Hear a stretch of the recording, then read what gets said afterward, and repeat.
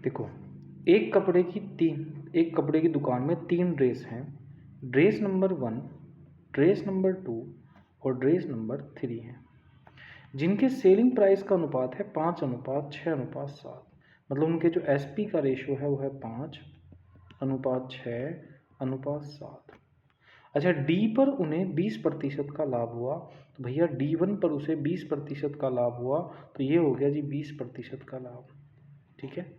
D2 पर उसे 10% की हानि हुई, तो 10% की हानि हो गई। ठीक है।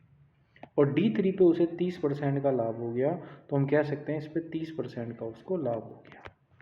तो भैया पूरी बिक्री पर क्या लाभ हुआ, क्या हानि, हमें बताना है। देखो, सबसे पहले हम CP निकाल लेंगे। हमें पता है कि 20% की जो फ्रैक्शन वैल्यू होती है वो 1/5 होती है। ठीक है। अब ये लाभ हुआ है तो 6 की वैल्यू कितनी है, 5 है, 6 यूनिट की। तो 1 यूनिट की वैल्यू आएगी 5/6। और ये SP कितना है, हमें CP चाहिएगा, तो CP हमेशा 5 है, तो भैया ये आ जाएगा 5, मतलब ये आ जाएगा 25/6। इसको हम 6 से भाग करेंगे, 6 चौक 24, कितना बचेगा, 1 पॉइंट लगा लिया, 10, 6 कम 6, 4.1। ऐसे ही देखो, 10% के लॉस पर है, 10% की फ्रैक्शन वैल्यू होती है 1/10। लॉस है तो हम कह सकते हैं 10 में से 1 गया, कितना बचा, 9।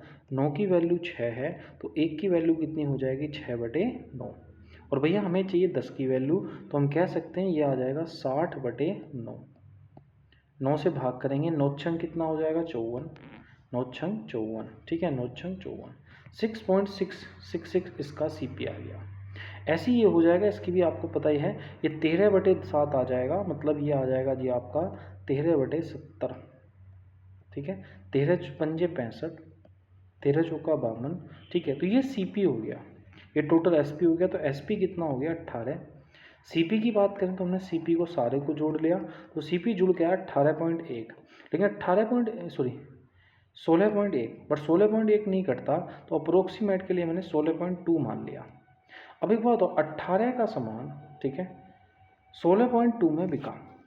कितने बिका, 16.2, मतलब 16.2 का माल 18.2 में बिक गया है। तो भैया अगर हम देखेंगे तो कितने का लाभ हुआ, 1.8 का। किस पे होगा, 16.2 पर बटे 100। पॉइंट से पॉइंट उड़ गया, 18 नंबर होता है इतना, मतलब ये आएगा आपका 11 के समथिंग आना चाहिए। और 11 के समथिंग आप देखोगे कि भैया 11 के समथिंग ये 2 ऑप्शन है, बट एक में लॉस है, एक में प्रॉफिट है। तो भैया प्रॉफिट ही तो हुआ है, 16.2 का माल 18 में बिका है, तो प्रॉफिट हुआ है, तो इसका आंसर जो हो जाएगा वो C हो जाएगा। क्या आंसर हो जाएगा जी, C।